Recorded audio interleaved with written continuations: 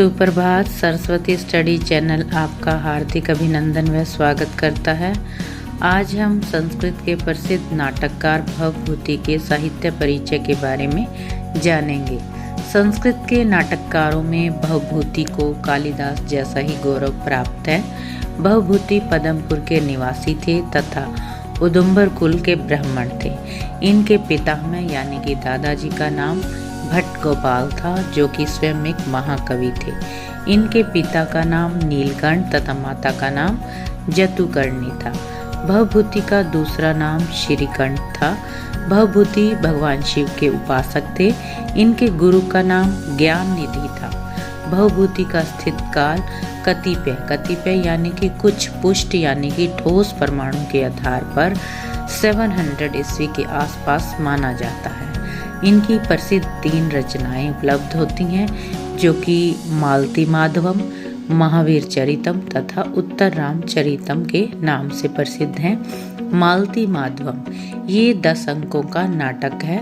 इसमें नाटक की जो नायिका है मालती और नायक माधव के प्रेम और विवाह की कल्पित कथा चित्रित है। कल्पित यानी कि काल्पनिक।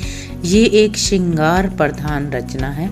मालती माधव में पाठकों की उत्सुकता जगाए रखने की पूरी चेष्टा की गई है, जिसमें भवभूति सफल भी हुए हैं। रोचक कथानक, यथार्थ चित्रण तथा प्रभावपूर्ण भाषा के कारण यह नाटक प्रसिद्धि को प्राप्त हुआ है।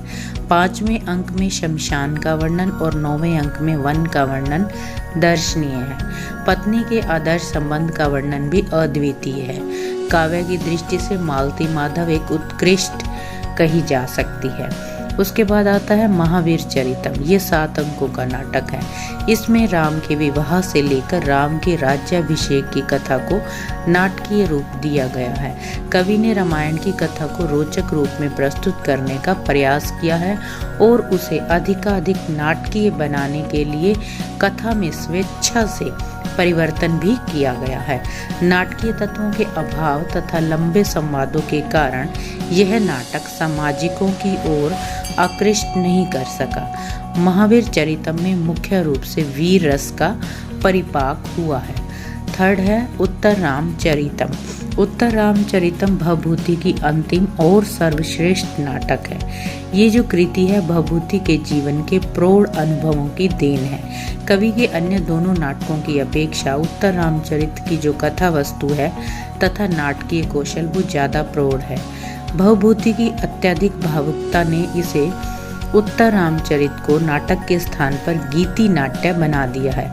इसमें कुल 7 अंक हैं। राम के उत्तरकालीन जीवन की कथा पर जितने भी ग्रंथ लिखे हैं उनमें उत्तर रामचरित जैसी प्रसिद्धि किसी भी ग्रंथ को नहीं मिल पाई। यद्यपि उत्तर रामचरित का मूल आधार वाल्मीकि रामायण है, परंतु भवभूति ने इसमें अनेक मौलिक परिवर्तन किए हैं। उत्तर रामचरित का प्रमुख रस करुण है। करुण रस की अभिव्यंजना में भवभूति इतने सिद्धहस्त हैं कि मनुष्य तो क्या निर्जीव पत्थर भी रो पड़ते हैं। भवभूति की स्थापना है कि एक करुण रस ही है, अन्य श्रृंगार आदि तो उसी के निमित्त रूप हैं। उनका कहना है एको रस करुण एव निमित्त भेदात। उत्तर रामचरित के 3रे अंक में करुण रस की जो अजस्त्र धारा बही है वो अन्यत्र दुर्लभ है। करुण रस की इस अद्भुत अभिव्यंजना के कारण ही ये उक्तियां प्रसिद्ध हो गई। कारुण्यम भवभूति रैव तनुते उत्तर रामचरिते भवभूति विशिष्यते। कहने का अभिप्राय है कि उत्तर रामचरित्र में करुण रस का जो भवभूति के द्वारा वर्णन किया गया है ये उनके काव्य की एक महत्वपूर्ण विशेषता है। तो ये था भवभूति की काव्य रचनाएं, नाटक काव्य रचनाएं। चैनल को सब्सक्राइब, वीडियो को लाइक अवश्य करें।